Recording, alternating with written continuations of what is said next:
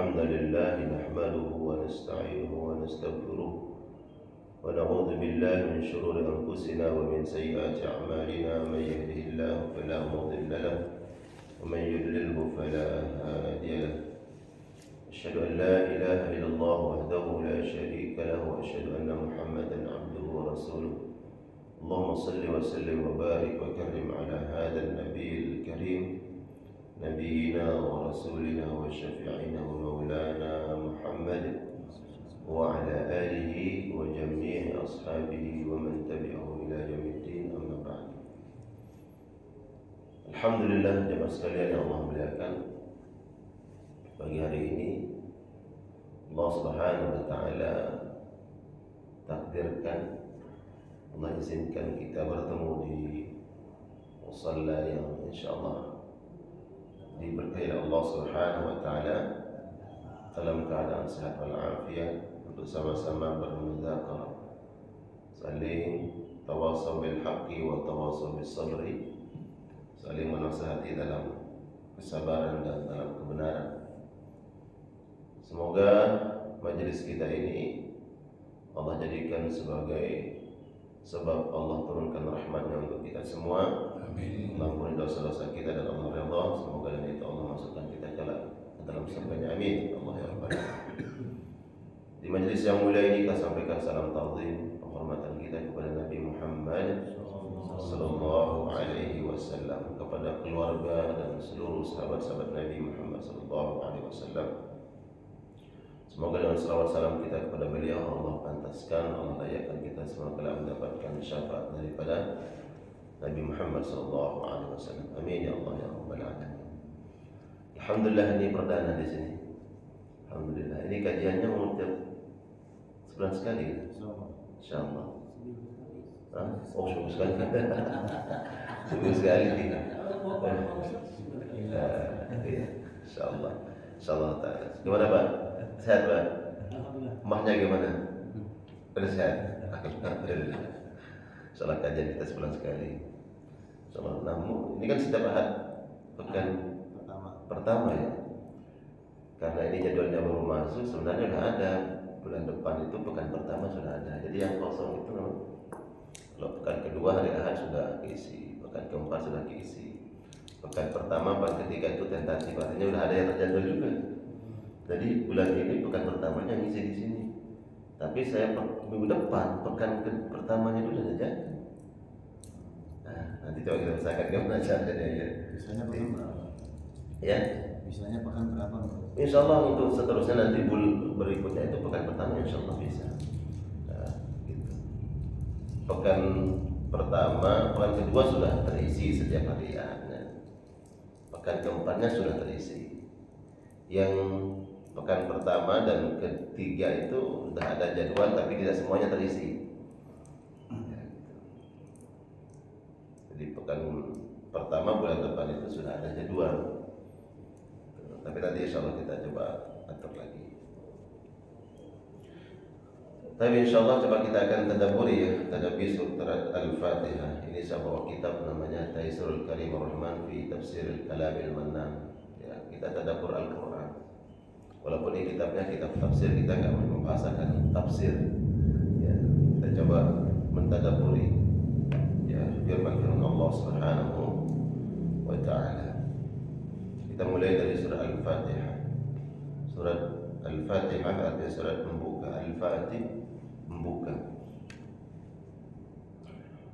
Bahasa Arab kunci itu dalam bahasa Arabnya miftah. Miftah itu adalah alat untuk membuka pintu. Disebut dengan miftah.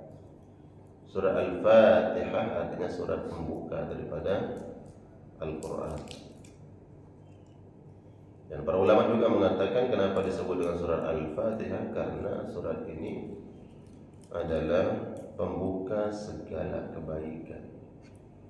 Segala kebaikan-kebaikan itu ada di dalam surat Al-Fatihah. Garis besar syariat kita ini ada tiga. Pertama akidah, kemudian muamalah, kemudian ibadah. Tiga ini semuanya ada dalam surat Al-Fatihah. Akidah, kemudian ibadah, muamalah ada dalam Al-Fatihah. Makanya itu kemudian Al-Fatihah disebut sebagai surat pembuka segala kebaikan. Jadi kalau kita ingin Allah berikan kebaikan dalam hidup kita, maka coba pahami apa-apa kandungan daripada surat Al-Fatihah. Nanti kita akan dapatkan kebaikan-kebaikannya. Bahkan kalau kita ingin melakukan sesuatu yang mana kemudian Allah mudahkan, Allah lancarkan urusan itu, maka coba awali dengan Al-Fatihah. Coba lihat kalau ada majelis-majelisnya, ada rapat, ada pertemuan, gitu kan. Biasanya, ayo kita buka pertemuan ini dengan sama-sama membaca Al-Fatihah. Biasanya begitu, ya, Al-Fatihah. Baik, kita mulai dari ayat pertama. Ayat pertama dalam surat Al-Fatihah itu adalah Al-Basmalah. Bismillahirrahmanirrahim. Para ulama mengatakan Al-Basmalah ini bagian dari surat Al-Fatihah. Ada yang mengatakan bukan bagian dari surat Al-Fatihah, itu adalah ikhtilaf, perbedaan pandangan di kalangan para ulama. Dan ini dijelaskan di kitab ini.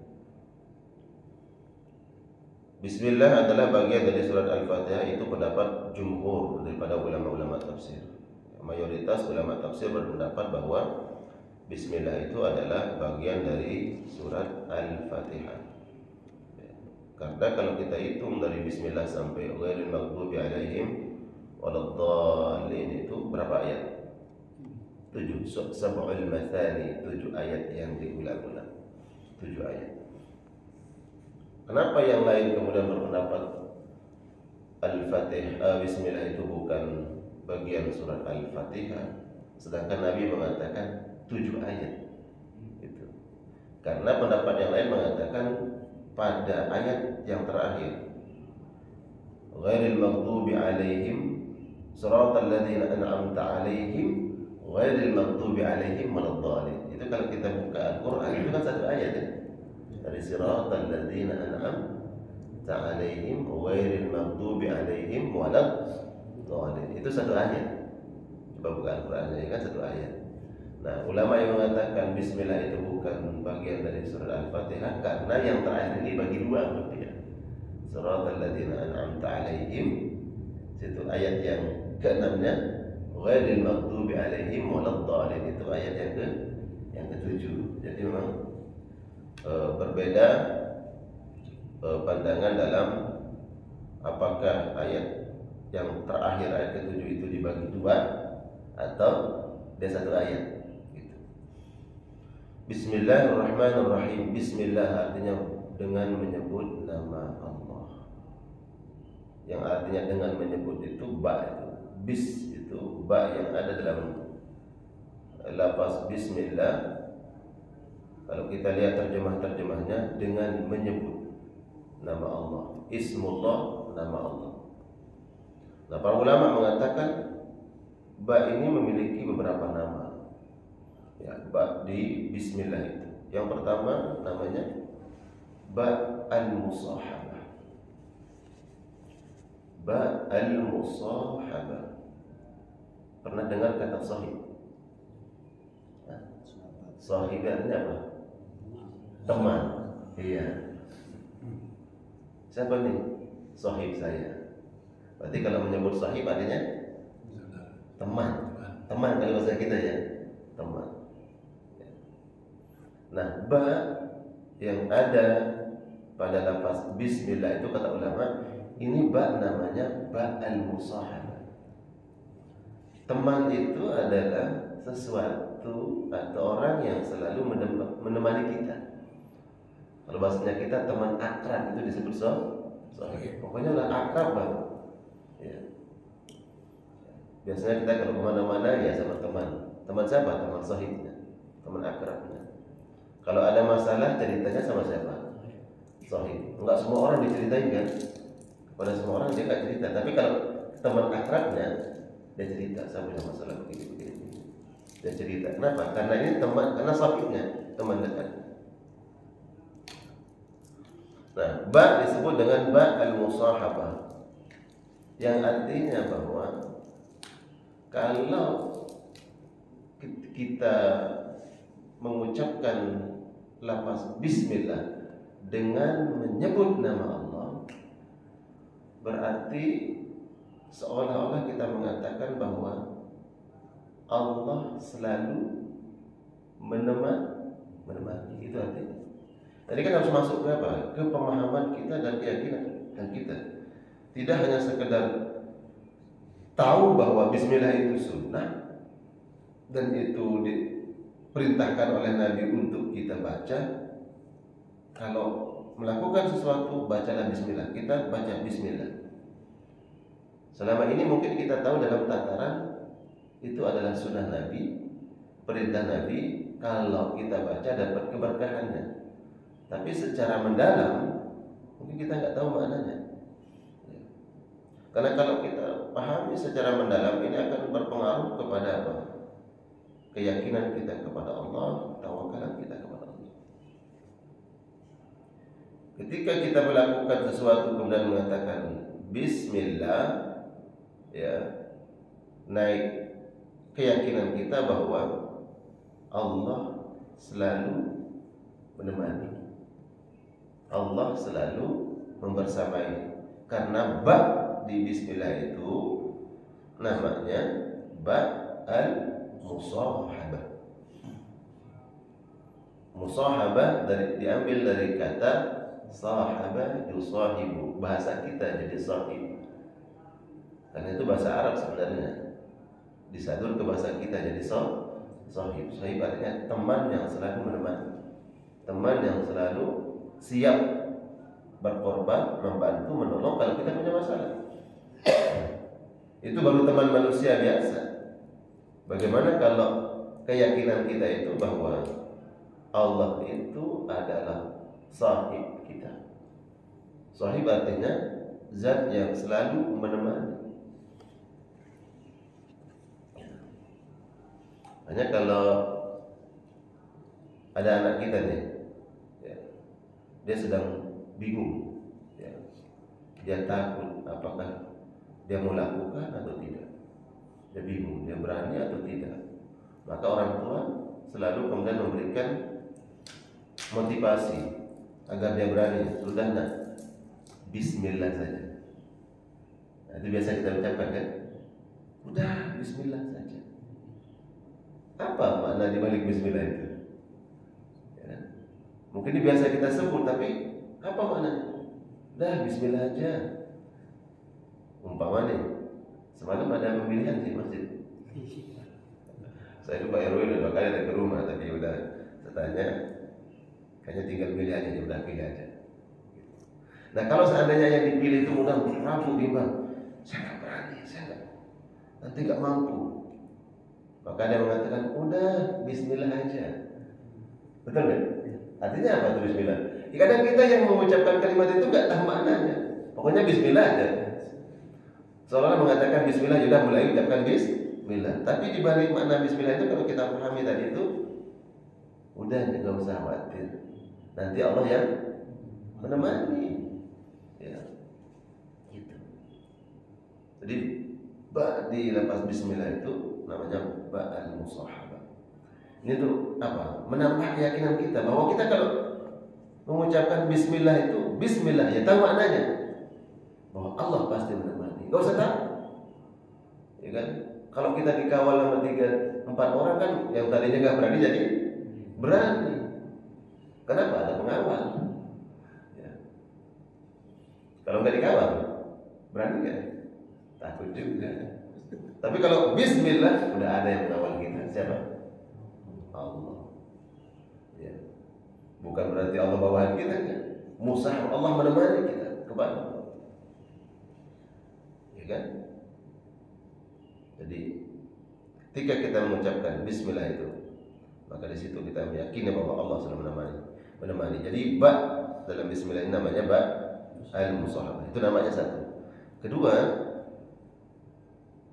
al-isti'anah. Nama kedua dari ba ini ada al-isti'anah. Apa al-isti'anah? Di dalam surat Al-Fatihah sering kita baca, iyyaka na'budu wa iyyaka nasta'in. Iyyaka na'budu wa iyyaka nasta'in. Kalau kita buka terjemahnya, Engkau ya Allah yang kami sembah, Engkau ya Allah tempat kami mohon pertolongan. Ista'ana yasta'inu isti'anatan. Dalam surat Al-Fatihah, nasta'inu artinya kami minta pertolongan. Berarti isti'anah artinya pertolongan.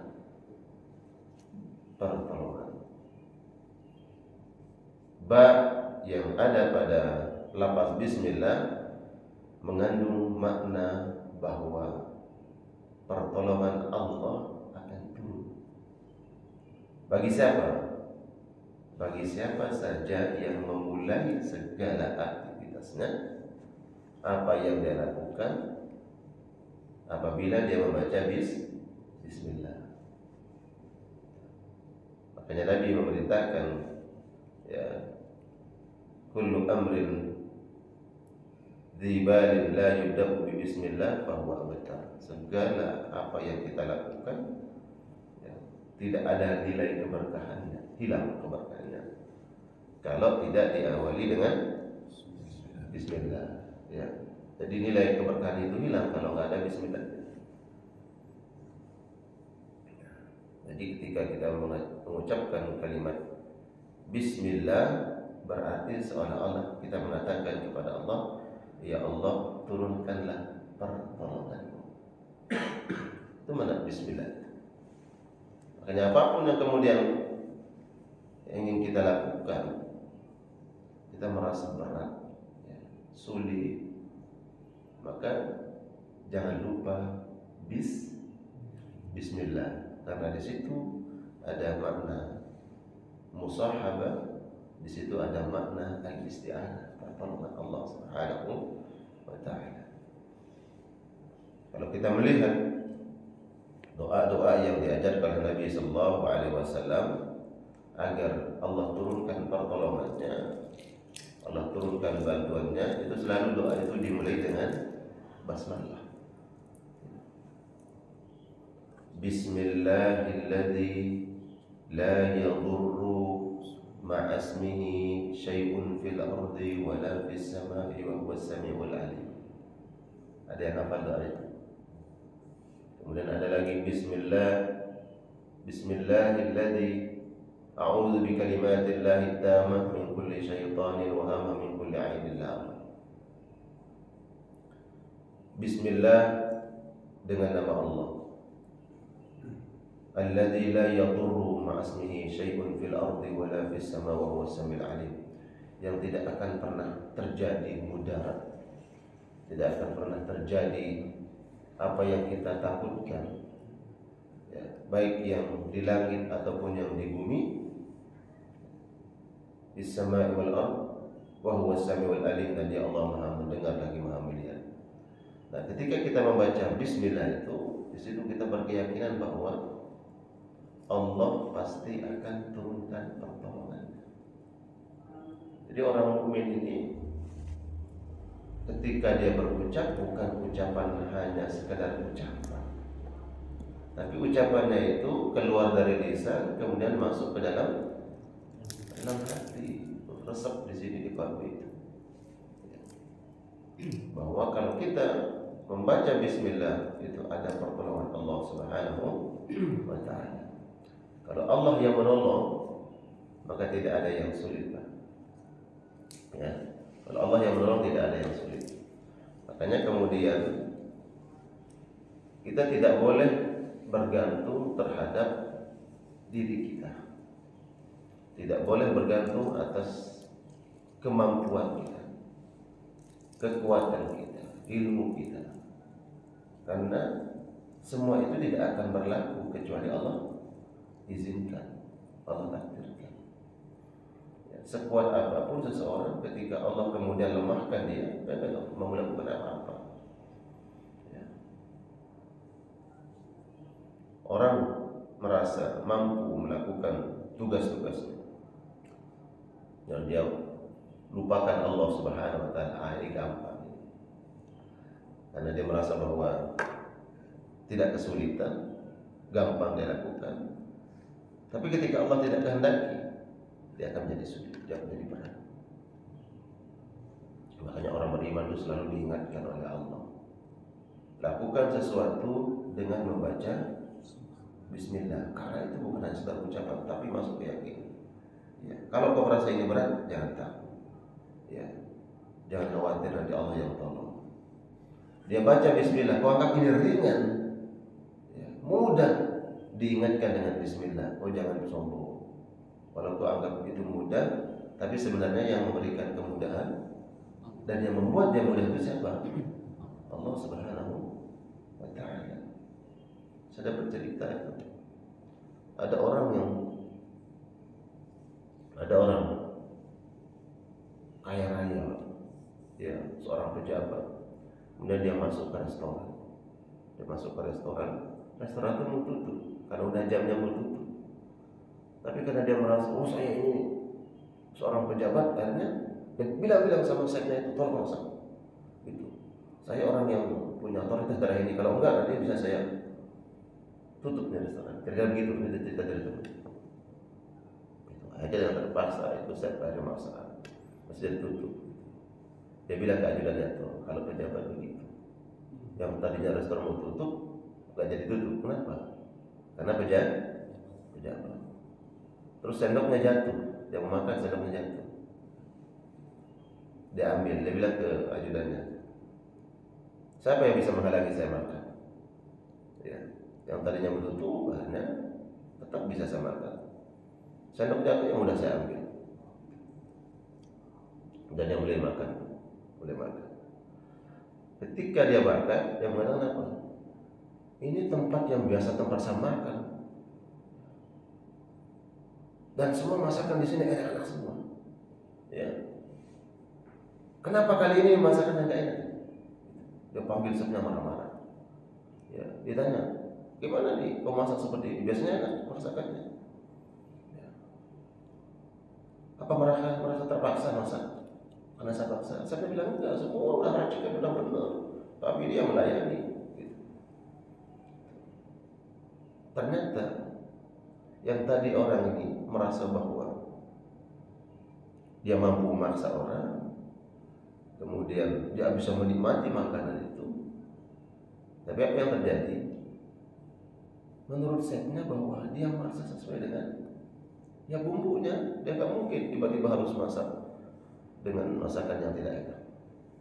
Tapi kemudian apa yang terjadi? Orang tersebut karena kesombongannya, Allah yang menghilangkan rasa enak makanan itu. Ini contoh kecil, ya, bahwa ketika Allah berkehendak tidak ada yang sulit. Ketika Allah berkehendak tidak ada yang mudah. Yang sulit menjadi mudah apabila Allah yang mudahkan. Yang mudah menjadi sulit apabila Allah yang menyulitkannya. Makanya seorang hamba tidak boleh bergantung dengan kemampuannya, tidak boleh bangga dengan ilmunya, tidak boleh sombong dengan kekuasaannya. Kalau Allah berkehendak, bisa saja kemudian apa yang dia inginkan itu tidak tercapai. Bismillah. Kita mau sampai ke suatu tujuan. Biasanya kalau hidupin mobil gimana? Ya, Pak Haji itu hidupin mobil mau berangkat kan Bismillah. Ya, Bismillah. Kita menganggap wah insya Allah.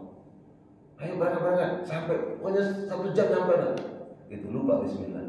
Kita anggap 1 jam sampai. Lupa semalam ngecek. Ternyata pas mau berangkat hidupin mobil ternyata goyang mobilnya. Kenapa? Ternyata bannya bocor. Ya. Kalaupun nggak ada bannya bocor, hidup jalan sampai gerbang, tiba di situ kena paku, turun nanti pemancingan, sampai di bawah bocor ban, goyang di situ. Kenapa? Ternyata bannya bocor, udah nggak bisa jalan. Mau nanjak nggak bisa, mundur nggak Nggak bisa. Di mana pemancing kan situ? Kita mau bilang apa? Makanya kemudian setiap melakukan sesuatu bismillah. Pejabat itu disumpah. Sebelum disumpah baca apa? Bismillah, atas nama Allah. Atas nama Allah itu apa? Atas nama Allah, ya dia harus yakin. Kalau memang dia benar, maka yakinlah Allah akan selalu menemani. Sebagaimana seorang sahabat selalu menemani dalam kesulitan, dia tolong, dia bantu. Yakinlah bahwa ada isti'anah Allah, pertolongan Allah Subhanahu wa ta'ala. Itu menambah di bismillah itu. Ya. Isti'anah. Nah, ketika kita bismillah, itu yakinlah bahwa Allah akan menolong kita. Apapun masalah. Baik masalah nanti di pekerjaan, ya, di lingkungan, rumah tangga, masalah anak-anak, atau masalah apapun. Ya, jangan lupa bismillah, bahwa Allah akan turunkan pertolongan. Dan makna yang ketiga disebutkan oleh para ulama, bab ini maknanya adalah al-ibtidai. Al-ibtidai. Apa arti al-ibtidai? Ibtidai. Pernah dengar istilah madrasah ibtidaiyah? Istilah ada madrasah ibtidaiyah. Ini biar kita paham juga di bahasa Arab itu. Madrasah artinya sekolah. Ibtidaiyah awal, sekolah tingkatan pertama, ya, paling dasar. Ya. Berarti sekolah tingkat apa? SD, sekolah dasar. Ya. Dalam bahasa Arab sekolah dasar itu adalah madrasah ibtidaiyah. Ibtidaiyah dasar, paling utama, pemula. Jadi sekolah pemula itu dulu yang madrasah ibtidaiyah, tapi sekarang udah nggak lagi jadi pemula, ada TK, iya kan? Dulu nggak ada TK, ada TK.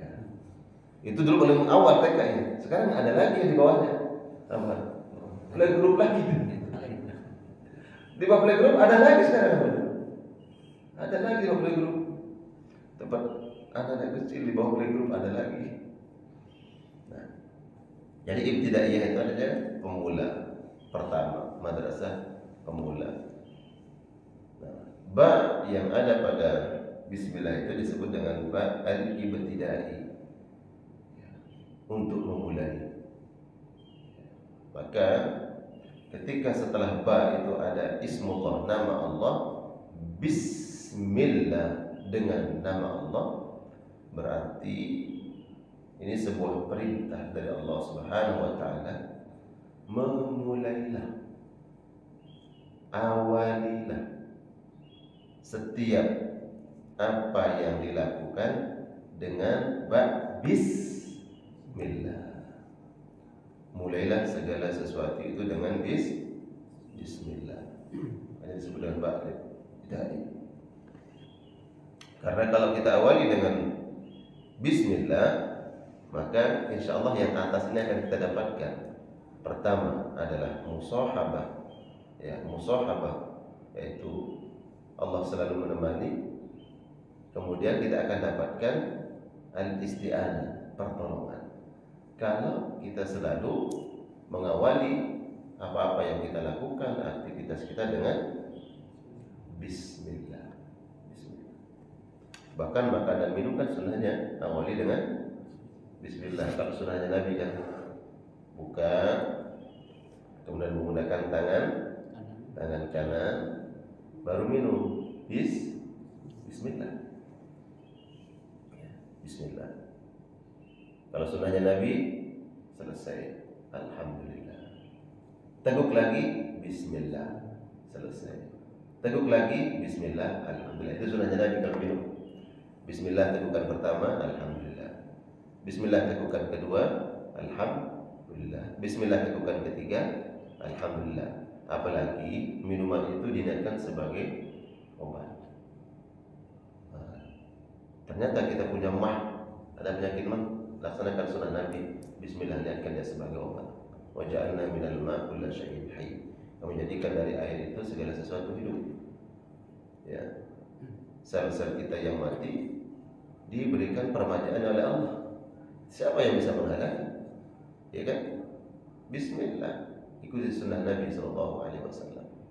Masuk air ke tubuh kita terus mengalir di sini, masuk ke lambung kita. Ternyata di situ ada bakteri, ada kuman-kuman. Kita masukkan air dengan menyebut nama Allah.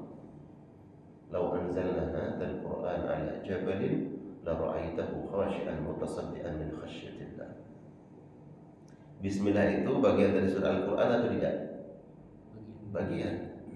Ya, Bismillah. Apa kata Al-Quran? Kalau seandainya Al-Quran ini kami turunkan ke gunung, maka kamu akan lihat gunung itu hancur lebur lantak.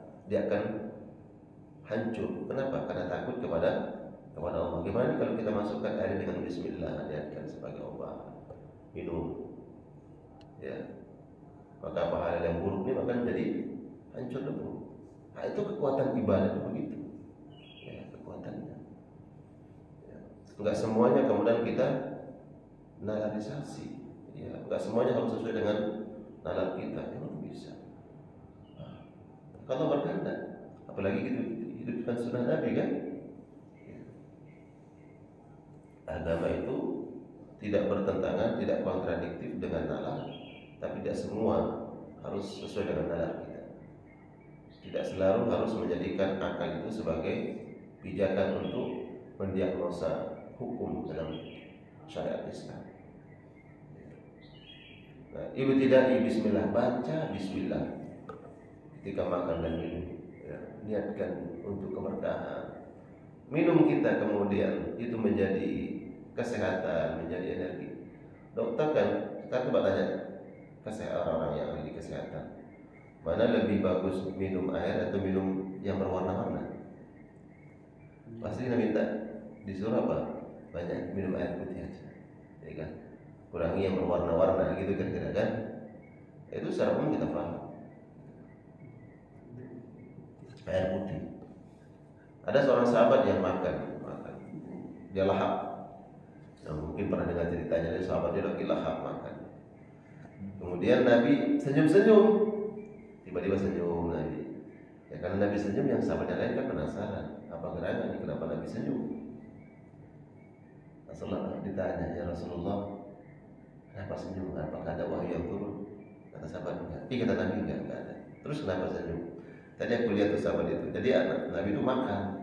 Ya, kalau lihat dulu orang-orang Arab itu, ya orang Arab kalau makan kan bareng-bareng kan, satu nampan nasi apa tuh, kebuli, ya kambing, ya kan. Makan satu nampan ramai-ramai, ada nampan-nampan. Nah, Nabi sedang makan. Nah, para sahabat lain makan. Tiba-tiba Nabi senyum, lihat ada sahabat yang sedang makan. Kata Nabi, itu sahabat itu tadi ketahuan. Kenapa? Makan tidak baca bismillah. Dia nggak baca bismillah. Terus kenapa ya Rasulullah? Saya lihat itu setan tadi masuk mulut, ikut masuk. Setelah itu setan-setan itu keluar dan muntah-muntahi makanan yang dia makan. Ini lihatlah dengan kacamata iman, ya. Apa yang disampaikan oleh Nabi itu, Nabi melihat setan ikut masuk ke mulut orang yang sedang makan itu. Setelah itu ternyata setan itu keluar lagi. Keluar lewat apa? Lewat muntah. Nabi melihat sahabat ini seolah-olah dia muntah, padahal dia masih makan. Tapi ada keluar makanan-makanan. Ini perkara yang baik kan? Setan itu baik. Terus sahabat bertanya, kenapa ya Rasulullah? Tadi dia nggak baca bismillah. Tapi pas pertengahan dia makan, dia baru ingat baca bismillah. Coba aja tanya. Coba tanya dia. Di pertengahan dia makan baru ingat baca bismillah. Nah, saat dia baca bismillah itulah kemudian setan-setan yang tadi masuk lewat mulutnya itu, makanan-makanan yang dimakan oleh setan ikut andil di situ, baca bismillah, keluar semuanya. Keluar semua katanya. Makanya kalau kita makan minum di awalnya lupa baca bismillah, kapan kita ingat baca bismillah? Bismillah fi awwalihi wa akhirihi. Baca bismillah di awal kita makan atau di akhirnya. Artinya kapan kita ingat baca bismillah? Nah sahabat itu karena tidak baca bismillah masuk setan. Ya, kata Nabi jangankan lewat mulut kita yang mohon maaf ya, termasuk makanan begini. Dan pori-pori kita juga dia biasa masuk. Karena Allah sebutkan wa khalaqal janna min marijin min nar, kami menciptakan bangsa jin, setan itu dari ujung api yang sangat panas. Ujung api yang panas itu adalah udara. Udara yang panas di ujung api itu disebut dengan marij. Ya, kalau ada api di sedang bergejolak itu, ujung dia lidah, kalau bahasa kita lidah api ya. Lidah api kan, memang dia punya lidah ya. Lidah api itu ya, seperti bergerak-geraknya. Nah ujungnya itu disebut dengan marij yang sangat panas. Nah dari situlah menjadi sebuah material Allah ciptakan bangsa jin. Wa khalaqal janna min marijin min nar. Jadi udara. Makanya dia bisa masuk dalam tubuh bisa masuk dalam tubuh manusia. Ya. Sahabat ini makan, dia tidak baca bismillah, masuk ke dalam mulutnya. Ya. Jadi di situ kemudian dia punya andil. Makanya jangan salah, ada orang makan udah sepiringnya habis kok nggak kenyang-kenyang. Sepiring, nambah lagi sepiring, nggak kenyang juga. Saya pernah Pak ketemu sama anak itu masih SD Pak. Ibu orang tuanya itu sampai bingung. Ya. Ustaz ini saya bingung kenapa anak saya ini makannya udah kalah orang dewasa. 2 piring 3 piring dia makan. Itu kayak orang nggak kenyang-kenyang. Pagi makan. Ya. Bukan masalah kewalahan orang tuanya ngasih makan, bukan. Kan aneh. Ya kan? Nggak sewajarnya. Ini nggak normal. Kenapa? Oh ternyata memang itu. Dia setan tuh bisa begitu. Ya. Jadi makan minumnya nggak kenyang karena setan yang ikut makan di situ. Makanya ini sebuah juga rahasia ya, rahasia daripada keutamaan sunnah Nabi Sallallahu Alaihi Wasallam, bahwa lakukanlah segala sesuatu itu dengan mengawali dengan bismillah ibtidai, agar semuanya mendapatkan keberkahan.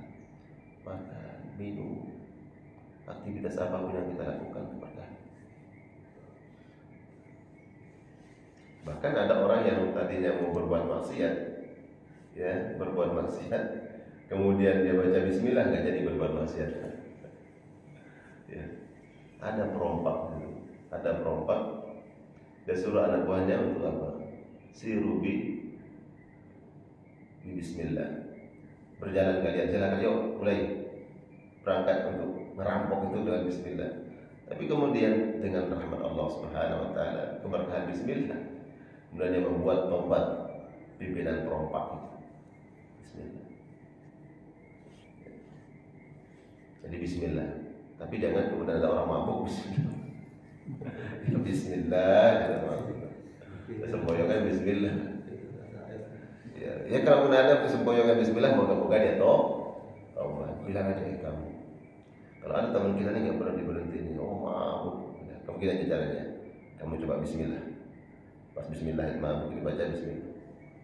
Ya, kok bisa begitu? Semoga kita apa? Semoga Allah berikan hidayah buat itu. Ya. Ini bukan mencampur antara hak dan kebatilan kita. Semoga Allah berikan hidayah.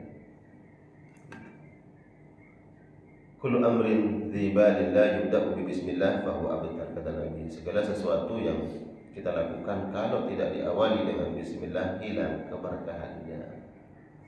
Banyak tapi tidak berkah. Maka enggak ada nilainya tuh yang banyak tuh kalau enggak ada berkahnya. Sedikit tapi berkah.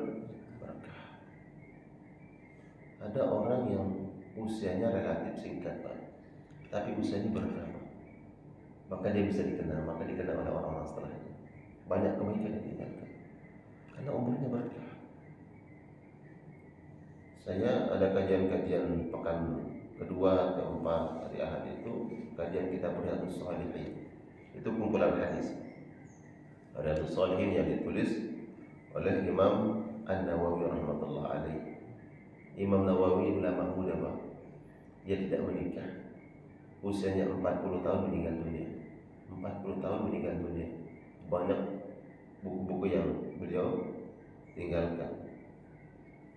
Imam Nawawi rahmatullah alaih. Nggak ada pesantren-pesantren di Indonesia, mau pesantren apa saja, itu menjadi kitab rujukan hadisnya itu Riyadhus Shalihin. Itu keberkahan. Jadi berkah itu penting, Pak. Umur berkah walaupun singkat tapi berkah. Rezeki walaupun sedikit tapi berkah. Begitu juga ilmu kan? Ilmu walaupun sedikit tapi berkah. Keberkahan itu penting. Yang hidup ini berkah. Makanya jangan lupa amalan-amalan atau perbuatan atau pekerjaan yang kita lakukan sehari-hari itu biar ada keberkahan. Jadi contoh kita makan minum itu kalau berkah menghadirkan tenaga, kemudian mampu kita melakukan kebaikan-kebaikan. Kenapa? Karena berkah tenaga itu. Ya. Pikirannya menjadi baik, ya. Apa yang ingin dia lakukan selalu hal-hal yang menghadirkan kebaikan. Kenapa? Karena berkah. Coba kalau makan dan minum kita ini menjadi tidak berkah, bisa saja kemudian tenaga kita, pikiran kita, ya, mengantarkan seseorang berbuat maksiat kepada Allah, karena tidak berkah. Maka apa yang kita berikan untuk keluarga, ya, nafkah terhadap anak, istri, itu kalau berkah, Pak, insya Allah, ya, kalau berkah, maka cari itu yang berkah. Ya. Yang sedikit akan bermanfaat karena berkah. Yang banyak tidak ada manfaatnya karena tidak ada keberkahannya. Keberkahan umur, ya, tenaga, pikiran. Pikiran ini bisa nggak berkah, Pak? Ya. Bisa nggak berkah pikiran kita? Bisa. Ya, bisa. Kalau pikiran kita nggak berkah karena bersumber dari hal-hal yang tidak berkah, nah, jadi pikiran itu dosa semua nih, Pak. Berapa banyak orang yang kemudian udah berpikir bagaimana dia culas, ya kan? Bagaimana dia berbohong, bagaimana dia kemudian memanipulasi sesuatu. Banyak ide-ide itu. Ide-ide ternyata sesuatu yang menghantarkan kepada yang buruk. Ya. Kalau bicara dosa itu subhanallah idenya muncul. Banyak ide-idenya. Tapi untuk kebaikan kenapa nggak ada idenya? Ya. Untuk kebaikan nggak punya ide. Tapi untuk yang buruk, yang maksiat, subhanallah. Ulama. Kita di dunia ini ada 4 mazhab. Ada 4 mazhab yang eksis sampai hari ini kan, yang hidup sampai hari ini. Mazhab siapa? Imam Abu Hanifah, Imam Malik, Imam Syafi'i, dan Imam Ahmad. Para ulama mengatakan sebenarnya imam yang paling mereka itu ulama-ulama yang Allah berikan ilmu, Allah berikan hikmah, Allah berikan kecerdasan. Tapi di zaman mereka itu bukan satu-satunya orang yang cerdas. Bukan satu-satunya. Bahkan sebagai ulama ada ulama yang sezaman dengan Imam Syafi'i. Kalau kita bicara mazhabnya, Abu Hanifah, Malik, Imam Syafi'i. Imam Syafi'i di mana? Mazhab yang ketiga. Di masa Imam Syafi'i itu ada ulama yang sezaman dengan Imam Syafi'i, bahkan saat itu mengatakan lebih cerdas dari Imam Syafi'i. Ya. Lebih menguasai ilmu syariat daripada Imam Syafi'i. Nama Imam Al-Laits di Mesir. Ya. Imam Al-Laits di Mesir. Itu luar biasa. Dia sezaman dengan, karena Imam Malik dan Imam Syafi'i itu ketemu ya. Imam Syafi'i berguru ke Imam Malik. Ya. Imam Al-Laits ini ketemu dengan Imam Malik dan kemudian dengan Imam Syafi'i ketemu. Ya. Tapi kenapa nggak eksis gitu mazhabnya? Gitu. Para ulama mengatakan itu salah satu keberkahan. Imam Syafi'i itu berkah. Ya, keberkahan ilmunya. Begitu juga imam-imam yang lain di zaman Imam Syafi'i, ada murid-muridnya Imam Abu Hanifah dan Imam Hasan Asy-Syaibani itu ada di Baghdad. Ya. banyak. Tapi kemudian Imam Syafi'i yang mazhabnya kemudian eksis. Itu salah satu kata ulama adalah keberkahan. Jadi keberkahan itu ziyadatul khair, bertambah kebaikan. Umur kita 40 tahun tapi kebaikan kita mengalahkan orang yang usianya 100 tahun. Ya.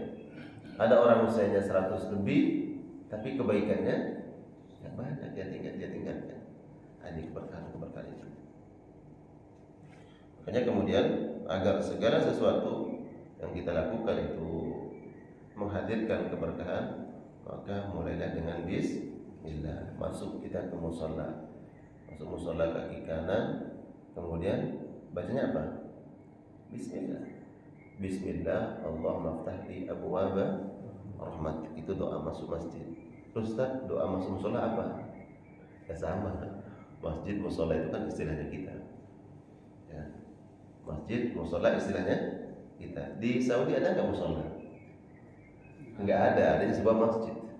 Bahkan ada masjid cuman ya seperempat ini kecil, disebut dengan masjidnya Umar bin Khattab, masjidnya Salman Al-Farisi, masjidnya Abu Bakar, masjid sama. Kenapa disebut masjid? Itu bukan masjid tempat sholat dan tidak disebut musholla karena di sana nggak ada istilah ya musholla itu. Masjid aja tempat sujud karena di situ dulu pernah digunakan sholat oleh sahabat ini. Dikenanglah di situ sebagai masjidnya Abu Bakar, masjidnya Umar. Masjidnya Abu Bakar di mana? Dekat Masjid Nabawi. Ada kan? Itu Masjid Nabawi. Jadi ada kiblat Masjid Nabawi dan sebelah kanannya itu ada alun-alun kota Madinah, ya kan? Alun-alun kota Madinah. Sebelah kanannya itu. Di situ ada masjid namanya Masjid Qomamah. Masjid Qomamah artinya masjid awan. Karena Nabi pernah mengajak para sahabat untuk sholat istisqa. Udah berbulan-bulan gak hujan. Nabi sholat di situ berdoa. Belum selesai doanya langsung awan datang mendung. Ya awan mendung kemudian langsung hujan. Maka dibuatlah masjid di sini namanya Masjid Al-Qomamah. Itu sebelah kanan Masjid Nabawi. Kira-kira 300 meter lah dari pintu Masjid Nabawi. Nah di sampingnya Masjid Abu Bakar. Itu tempatnya kecil itu. Ya. Masjid Abu Bakar. Kenapa disebut masjid? Karena dulu pernah digunakan oleh para sahabat di situ untuk sholat. Di tempat azab itu kecil-kecil Pak. Ya, mungkin 3 kali 4 meter. Ada bangunan kecil disebut masjid. Masjidnya Umar, Masjid Salman Al-Farisi itu di tempat Ahzab dulu perang Nabi SAW dan orang-orang Quraisy itu. Ketika perang Ahzab di situ para sahabat sholatnya Salman di situ dibuat sejarah itu Masjidnya Salman, Masjidnya Abu Bakar. Kemudian di mana Abu Bakar dan para sahabat sedang berjaga-jaga di perang Ahzab itu berjaga-jaga. Umar punya kelompok, Abu Bakar punya kelompok berjaga-jaga dengan sahabat-sahabat. Kemudian di situ dia sholat, dia badikan di situ namanya Masjid Abu Bakar. Ya. Tadi penyebutan masjid ya. Kita masuk masjid Bismillah. Bismillah dengan nama Allah. Allahumma ftah li abwaaba rahmatik. Ya Allah, bukakanlah pintu-pintu berkah. Kita masuk masjid yang diberkahi oleh Allah, lalu baca bismillah, udah minta berkah, itu kan double. Maka insya Allah akan turun keberkahan. Allah akan berikan keberkahan. Pernah lihat orang berbuat maksiat di sini? Kan enggak? Ya. Di masjid tempat orang berdoa, tempat orang beribadah, maka kekuatan kebaikan itu ada di situ. Keberkahan itu ada di tempat-tempat yang dimana orang melakukan kebaikan. Di tempat yang seperti itu pun ketika kita masuk diajarkan oleh Nabi baca bismillah. Keberkahan yang kita bawa, kita minta keberkahan, maka Allah akan berikan keberkahan. Itu makna ya daripada ba. Jadi makna ba di bismillah itu apa? Al-musahabah, artinya Allah yang menemani kita. Isti'anah, Allah yang akan menurunkan pertolongannya. Yang ketiga, ibtidai, artinya bahwa mulailah segala aktivitas perbuatan dengan nama Allah Subhanahu wa ta'ala. Ini kalau kita paham, maka hal-hal yang berat insya Allah kita tidak akan risau, tidak akan gelisah, ya, karena ada zat yang memberikan pertolongan. Kalau kita takut, kita bagaimana? Bismillah, Allah pasti menemani. Ya. Dan kalau kita ingin keberkahan dalam apa yang kita lakukan, maka jangan lupa membaca basmalah, Bismillah, berkah. Ya, berkah. Mohon maaf, ya, ini kan dewasa semua. Ya kan? Bahkan dalam sunnah Nabi, suami istri ketika berhubungan, ya, minta kepada Allah Subhanahu wa taala agar apa rezeki Allah berikan dari keturunan nanti menjadi keberkahan bagi keluarga. Begitu Islam itu mengajarkan, ya. Mengajarkan kita, membimbing kita untuk meraih kebaikan-kebaikan, ya. Keberkahan. Walaupun di jamaahnya 2, 4, 6 berkah insyaallah kan? Ya, berkah. Ya, alhamdulillah. Bagaimana bentuk keberkahannya? Ya insyaallah istiqamah. Begitu. Innahum fitnatun amanu bi rabbihim wa zidnahum huda. Dulu Ashabul Kahfi itu berapa orang, Pak? Ashabul Kahfi 7 orang. Ya kan? Tapi karena mereka membawa keimanan, membawa keyakinan, Allah abadikan di dalam Al-Quran. Allah abadikan. Kenapa? Karena keberkahan. Ya. Berapa banyak kita temukan situs-situs para ulama. Ya. Para ulama-ulama yang di sini nih makam siapa? Ulama siapa? Ya. Padahal di zamannya mungkin banyak ulama. Tapi kenapa dia dikenal? Karena keberkahan. Ya. Di kampung kita ada orang yang masih dikenal. Padahal di zaman itu banyak yang sezaman dengan dia, tapi yang dikenal dia. Kenapa? Karena keberkahan. Itu dari lingkungan kita. Subhanallah. Ada orang-orang yang mungkin sudah tidak lagi tinggal di lingkungan kita, ya, mungkin sudah pindah dan seterusnya, kita masih kenal. Kenapa? Karena keberkahan. Teman kita bekerja tuh, ya, di kantor berapa lama kita kerja, banyak teman kita dari A sampai Z. Tapi ada yang kita ingat, ada yang kita kenal. Kenapa? Karena dia berkah. Ada kebaikan-kebaikan yang sampai ke kita. Ya. Keberkahan, ini penting.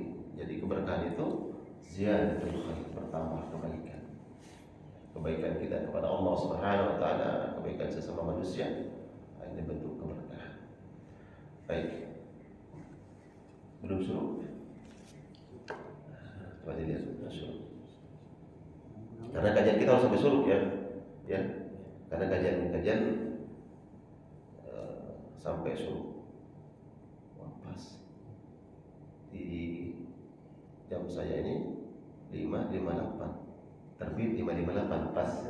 Jadi waktu syuruknya, waktu syuruk itu terbitnya matahari, tapi kita belum boleh sholat. Tunggu sampai ya minimal 7 menit, 10 menit, 15 menit baru disunahkan untuk sholat sunnah. Saya kadang sayang melihat kajian-kajian yang kajian subuh gitu ya. Setelah selesai kajian, kadang nggak sampai syuruk selesai, kemudian itu bubar. Ya, nggak ada sholat sunnahnya. Dan ada sunnah, ya, ada sunnah di pagi hari setelah terbitnya matahari, kira-kira 10 atau 15 menit lah paling amannya 15 menit, baru kemudian sholat sunnah syuruk. Yang barang siapa melakukan itu seperti dia melakukan umrah sempurna, haji sempurna. Keutamaannya sholat sunnah syuruk. Dan insya Allah kajian kita sampai syuruk. Kemudian nanti ada mungkin sesi tanya jawab sampai kita melaksanakan sholat sunnah, ya, syuruk. Dan awal sholat sunnah syuruk itu adalah waktu sebenarnya awal sholat sunnah duha, tapi karena dia awalnya diistilahkan dengan sholat sunnah syuruk, sebenarnya adalah kata ulama dalam kitab Riyadhus Shalihin, Syarh Riyadhus Shalihin itu adalah waktu awal sholat sunnah duha. Karena startnya waktu itu, maka diistilahkan dengan sholat sunnah syuruk. Syuruk artinya terbit, bukan saat terbit matahari kita sholat sunnah, tapi tunggu beberapa saat baru kemudian sholat sunnah. Baik, untuk menunggu waktu mungkin ada yang perlu ditanyakan. Silakan tanya. Apa saja kaitannya dengan tema ini atau yang lain, nanti kita berdiskusi, ya, membuka ruang interaktif. Karena pertanyaan itu menjadi ilmu yang baru, baik bagi yang bertanya ataupun ya, kemudian nanti menjadi ilmu baru. Gitu. Apa saja, silakan. Kalau kita bisa jawab, kita jawab. Kalau enggak, ya, nanti kita pending jawabannya. Izin Pak Ustaz. Iya, silakan Pak Jumbo. Assalamualaikum warahmatullahi wabarakatuh. Assalamualaikum warahmatullahi wabarakatuh. Mohon maaf mungkin tidak berbobot, tapi ini ada obatnya. Di dalam surat Kaf ayat 16 dikatakan bahwa Allah itu lebih dekat Ya. daripada urat kita. Pak. Oh ya. Terus kaitannya dengan Mbak itu bagaimana itu? Iya. Ya. Ya. Kali ada penjelasan Pak Ustaz. Iya. Untuk yang Al-Kahf ayat 16 ya. 16. Ya, boleh coba ayatnya.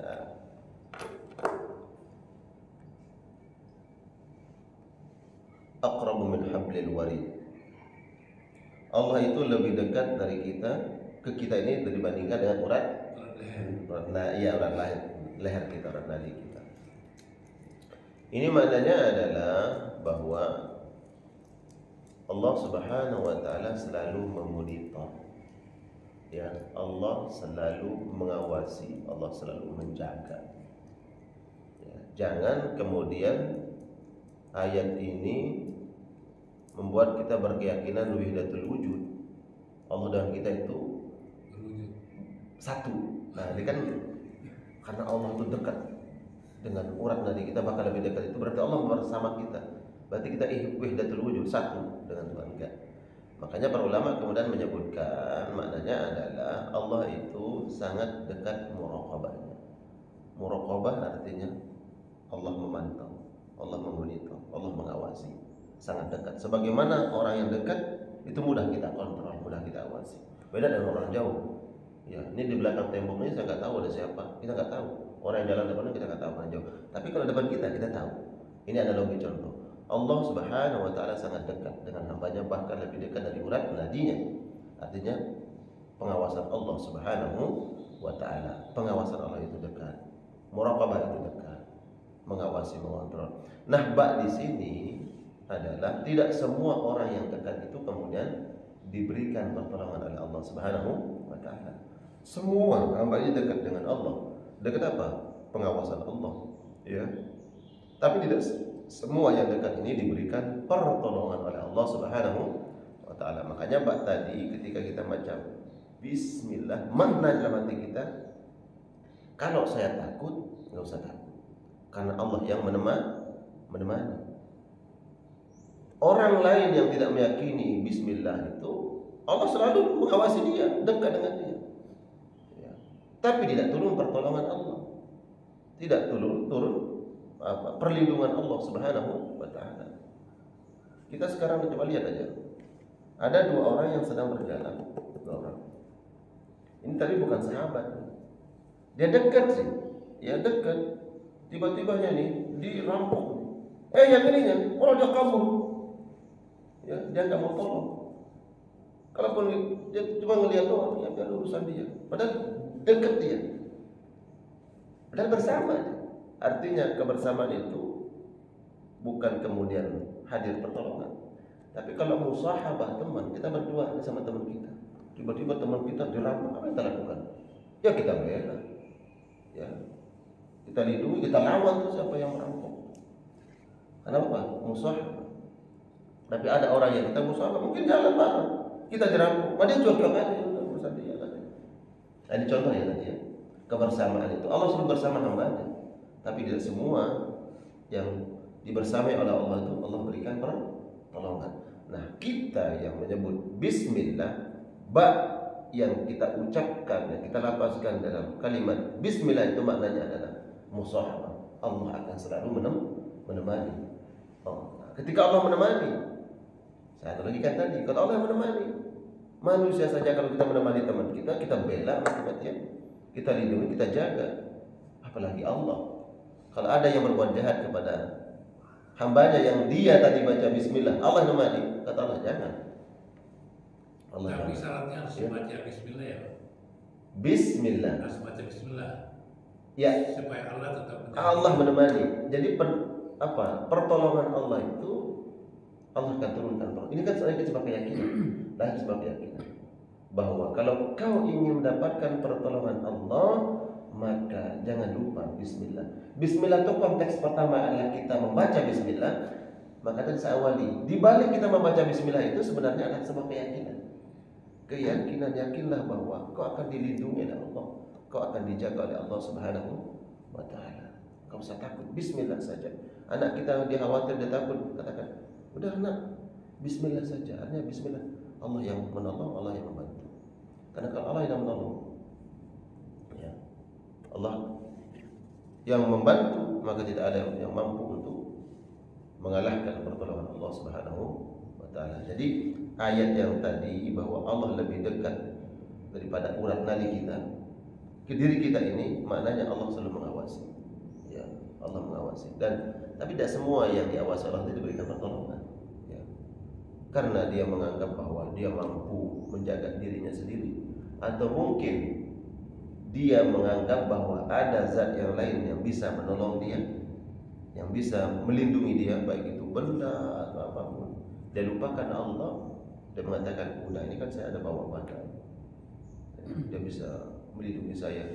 Allah cuma tahu dia dekat dengan Allah Subhanahu wa taala, tapi tidak turun pertolongan Allah Subhanahu wa taala. Sama seperti kita berada di satu ruangan di kelas umpamanya, ya. Kita semua punya anak didik, ya. Kemudian ada salah satu anak didik yang mungkin sangat kita sayang, ya. Kenapa? Mungkin karena adabnya, karena sikapnya, perbuatannya. Maka ketika dia membutuhkan sesuatu, mudah bagi seorang guru dan menolong, membantu dia. Kenapa? Karena kedekatan tadi. Nah, ketika seorang hamba selalu menyebut nama Allah dalam aktivitasnya, berarti ini sedang menguatkan ikatan dia dengan Allah Subhanahu wa taala. Begitu ya, Pak Jutu. Jadi kedekatan Allah dengan hamba tadi itu adalah Allah dekat dengan hambanya. Hamba enggak mampu bebas dari pengawasan Allah. Dia mau berbuat dosa di mana? Enggak bisa. Allah itu dekat dengan dia. Dia enggak bisa sembunyi dari Allah. Ketika dia berbuat maksiat dalam keramaian, Allah tahu. Dia berbuat maksiat dalam kesunyian, dalam kesepian, Allah tahu. Kenapa? Allah itu dekat dengan dia, bahkan lebih dekat dari urat nadinya, urat lehernya. Jadi intinya itu pengawasan ya dari Allah. Yang ayat tadi ya, Ya. pengawasan Allah. Bahwa kita nggak mampu keluar dari pengawasan Allah. Nggak mampu keluar dari pengawasan Allah. Kita mau kemana? Allah. Kita mau lari ke bumi mana? Semua adalah bumi Allah. Kita mau ke arah mana? Timur dan barat, semua arah ini adalah milik Allah. Kita mau lari ke mana?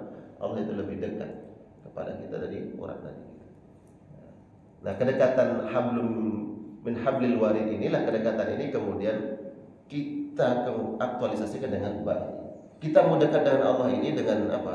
Mau dapat pertolongan Allah. Kalau mau ya jangan lupa. Secara amaliyah ucapkan bismillah, kemudian bismillah itu masuk ke dalam keyakinan kita, maka akan turun pertolongan Allah Subhanahu wa taala.